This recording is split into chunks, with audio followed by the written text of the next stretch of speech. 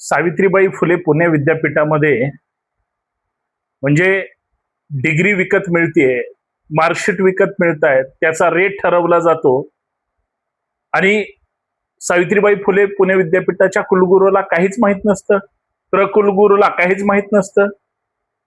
हे ठरवतंय कोण? म्हणजे मुखेकर नावाचे विद्यापीठाचे एक प्रमुख जबाबदार अधिकारी ज्यावेळेस एखाद्या विद्यार्थ्याकडून जे त्या डिपार्टमेंटचे लेखापाल म्हणून काम करतात, ज्यांच्याकडे सगळ्या गोष्टी सहज ऍक्सेस मिळतो, हा व्यक्ती स्वतः एखाद्या विद्यार्थ्याला म्हणजे मार्कशीट असेल किंवा डिग्री सहज विकू शकत नाही. तर याच्यामध्ये मला असं वाटतं फार मोठं रॅकेट असावं. सावित्रीबाई फुले पुणे विद्यापीठाच्या अंतर्गत येणारी जेवढी काही अभ्यासक्रम असतील आणि ज्या ज्या विद्यार्थ्यांचे नंबर ऑफ प्रॉब्लेम असतील ते सगळे दूर करण्याची जबाबदारी विद्यापीठाची असते. खर तर विद्यापीठांवर राज्यपालांचं कंट्रोल असतं, त्यांच्या प्रमुख नेतृत्वाखाली विद्यापीठाचा विकास होतो आणि विद्यार्थ्यांच्या सर्वांगीण उन्नतीसाठी विद्यापीठाची निर्मिती झाली. राज्य सरकार असेल किंवा एकंदरीत यूजीसी असेल यांच्या माध्यमातून म्हणजे एकदा 12वी पास आउट झाले आणि एकदा विद्यापीठाच्या कार्यकक्षेत आले तर तो विद्यार्थी विद्यापीठाचा विद्यार्थी म्हणून ओळखला जातो.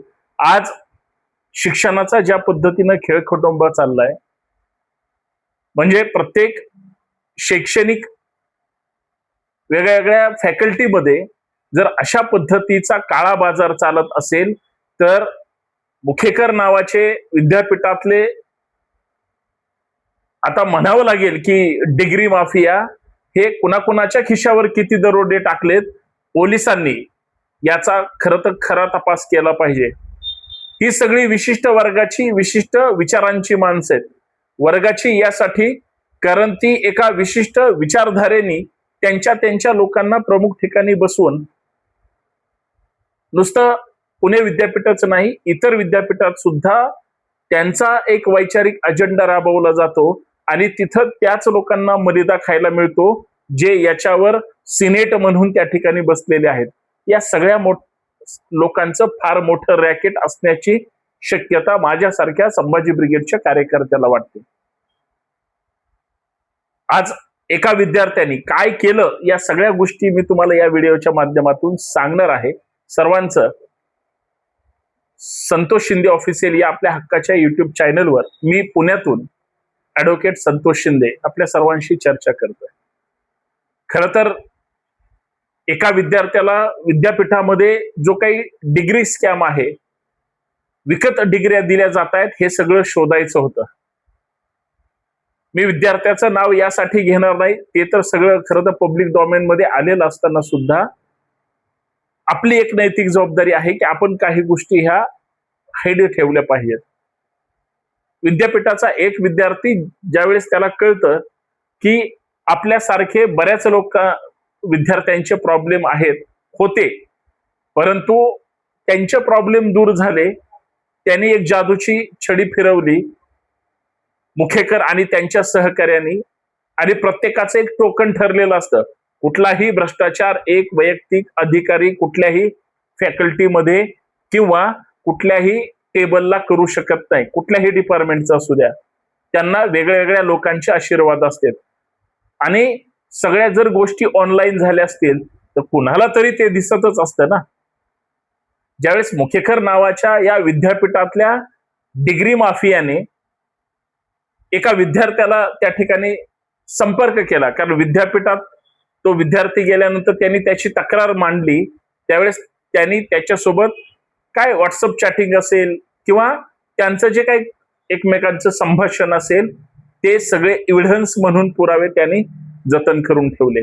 सगळ्यात महत्वाचं, त्या मुखेकर नावाच्या विद्यापीठातल्या कर्मचाऱ्यांनी, आपण त्याला कर्मचारी यासाठी म्हणूया, तो विद्यापीठाशी संबंधित आहे.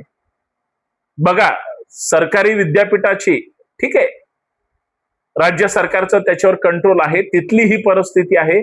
खाजगी विद्यापीठामध्ये तर काय काळा बाजार चालत असेल कोणाला कशा पद्धतीने आणि कुठल्या परिस्थितीत डिग्र्या विकल्या जात असतील कल्पना करू शकत नाही. आपण पुणे विद्यापीठाची चर्चा करतो. त्या विद्यार्थ्यांनी त्यानं म्हणलं की मला डिग्री पाहिजे, मला या विषयात पास पाहिजे किंवा मला मार्कशीट पाहिजे. त्यांनी त्याला रेट सांगितला. 70,000 रुपये त्या मुखेकर नावाच्या विद्यापीठातल्या कर्मचाऱ्याच्या अकाउंटला ट्रान्सफर केले. बघा हा किती मोठा घोटाळा आहे. ते मुखेकर नावाच्या या कर्मचाऱ्यांनी घेतले सुद्धा. म्हणजे याला जो पुरावा अपेक्षित असतो, उद्या या मुखेकरवर आता पोलिसांमध्ये विद्यापीठानं तक्रार दिलेली आहे असं प्रथमदर्शनी लक्षात आलं. परंतु विद्यापीठ 100% कुलगुरू असतील, प्रकुलगुरू असतील, ही सगळी माणसं हे याच्यातून वाचणार. गोसावी सर सावित्रीबाई फुले पुणे विद्यापीठाचे कुलगुरू आहेत, त्यांचं कंट्रोल नसावं? प्रकुलगुरू पवार साहेब कंट्रोल नसावं? हे असं होऊ शकत नाही. मला असं वाटतं या सगळ्यांचे सुद्धा अधिकार ही चौकशी होईपर्यंत गोठवले पाहिजेत. त्याचं कारण काय? ज्यावेळेस ऑनलाईन एखादा कर्मचारी पैसे आपल्या अकाउंटवर घेतो, म्हणजे त्याला हे माहित नसतं का तो दूधखोळ आहे का, की हे बघा डायरेक्ट थेट माझ्या अकाउंटला पैसे जमा होत आहेत, म्हणजे मी याच्यात उद्या काही कोणी तक्रार केली तर सापडू शकतो. आणि हे झालं. आणि पैसे दिल्यानंतर डिग्रीचा व्यवहार ठरला. आणि याच्या अगोदर कित्येक विद्यार्थ्यांना अशाच पद्धतीच्या, काही लोकांचं एखादं सेमिस्टर अडवून असतं, काही लोकांचं एखादं सेमिस्टरमध्ये चुकून एखाद्या विषयामध्ये मार्क्स कमी असतात, काही विषयामध्ये एखादा विषय असा असतो की विद्यार्थ्यांनी अचानक दिलेला नसतो पण त्याला पास करून पाहिजे असतं. विद्यापीठामध्ये हे सगळे धंदे होत आहेत. ह्या एका डिग्री विक्रीवरून सगळ्या गोष्टी लक्षात येत आहेत. आणि एवढा सगळा गोंधळ झालेला असताना त्या विद्यार्थ्यांनी ज्यावेळेस त्याचं हे सगळं संभाषण, चॅटिंग, पैसे ट्रान्सफरिंग सगळं झाल्यानंतर त्यांनी हे डिस्क्लोज केलं. विद्यार्थ्यांनी विद्यापीठाच्या कुलगुरूंच्या दालनाच्या बाहेर आंदोलन केलं, बोंबा मारल्या, पैसे आम्ही द्यायला तयार आहे, आम्हाला डिग्री द्या. मला सांगा, मला जर काही डिग्र्या पाहिजे असतील आणि मी जर पैसे दिले आणि मला जर सहज डिग्र्या मिळाल्या तर मग मला शिकायची काय गरज आहे? म्हणजे शिक्षणाचं किती मोठं बाजारीकरण आहे हे मी सरकारच्या सिस्टीम मधलं सांगतोय, बाहेरचं तर सांगायची गरज नाही. पुणे असेल, नगर, नाशिक असेल, ही सगळी जिल्हे कुठल्या आशेने या सावित्रीबाई फुले पुणे विद्यापीठाकडे कशा अपेक्षेने पाहतात आणि त्याच्यातून काय गोंधळ ह्या सगळ्या गोष्टीमध्ये होतो हे आता सिद्ध झालंय. त्या मुखेकर नावाच्या व्यक्तीवर गुन्हा दाखल त्या ठिकाणी झाला असावा, अटक झाली पाहिजे. पण नुसती अटक होऊन चालणार नाही. जे काही मास्टर माइंड असतील, पुणे विद्यापीठातल्या डिग्री विक्रीचा खरा मास्टर माइंड कोण आहे त्याला जोपर्यंत अटक होणार नाही तोपर्यंत हे प्रकरण थांबणार नाही. कारण विद्यार्थ्यांच्या डिग्रीचा जर काळा बाजार पुण्यासारख्या विद्येच्या माहेरघरात होत असेल तर हे शिक्षणाच्या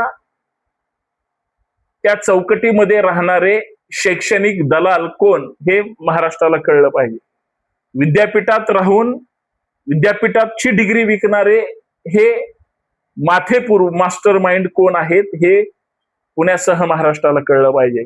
आणि शिक्षणाचं बाजारीकरण करणारे जे काही प्रशासनातले असतील किंवा राजकारणातले असतील, हे सगळे मास्टर माइंड हे जर धंदा म्हणून विद्यापीठाच्या या सगळ्या व्यवहाराकडे बघणार असतील तर हे सगळं बाहेर आलं पाहिजे अशी संभाजी ब्रिगेडची मागणी आहे.